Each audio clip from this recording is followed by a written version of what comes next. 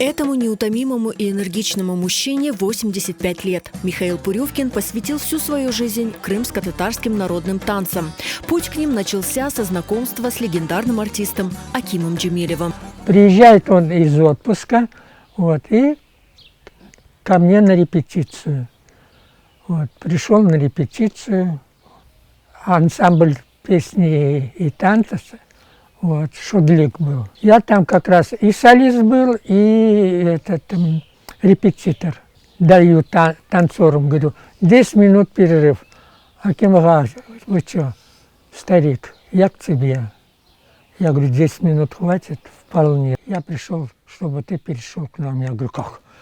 Я с ними, и потом в Хайтарму, я говорю, Аким ага, да вы что? В 1968 году созданный Акимом Джемилевым ансамбль назывался «Татарский эстрадный ансамбль». Спустя 2 года ему дали название «Хайтарма». Тогда Пурювкин и предположить не мог, что этот самодеятельный коллектив соберет артистов первой величины. Михаилу Пурювкину довелось работать и дружить с легендарными крымско-татарскими артистами. Единственный коллектив в Узбекистане, я имею в виду, узбекские коллективы, не набирали битком этот зал. На 1200 он, с галеркой. Когда Хайтарма, давали в неделю 2 концерта. Хайтарма выступала, и сидели на ступеньках. Да. Место 1:45 мы давали 2,5 часа. С Эльмой Челебеевым мы быстро, как говорится, нашли контакт. Реджепова меня Мушель звала. Люманова, она меня, как говорится, Михаил звала. А Акимага, он меня старик звал.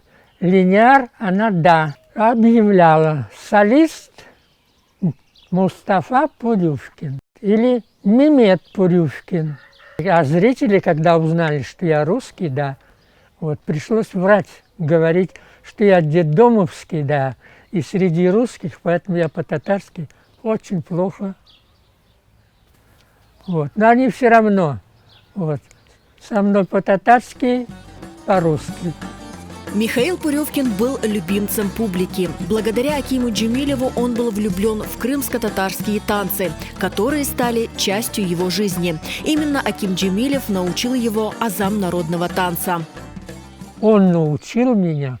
Я последние с него сливки собрал татарской хореографии. Аким ага, во-первых, темпераментный, несмотря на возраст. Махмуд Джураев – это вообще огонь. Потом я, когда вместе уже стали с ним работать, я смотрел его этот темперамент к себе, а его технику, трюки я показывал. Сегодня Михаил Пурювкин, несмотря на свой возраст, бодр, подтянут и в прекрасной форме. Он наблюдает за молодыми артистами, за работой ансамблей и, конечно, за любимой Хайтармой. И многое его огорчает. Много критикуют сейчас молодежь. Говорят, что они много чего изменили в танцах. Покажите, как правильно нужно танцевать.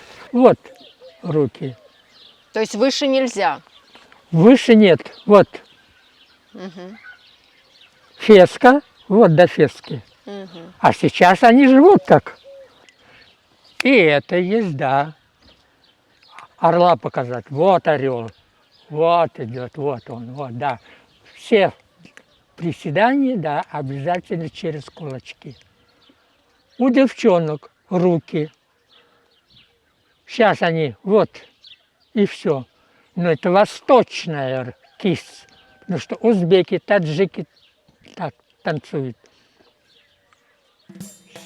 Салима Челебеева танцевала,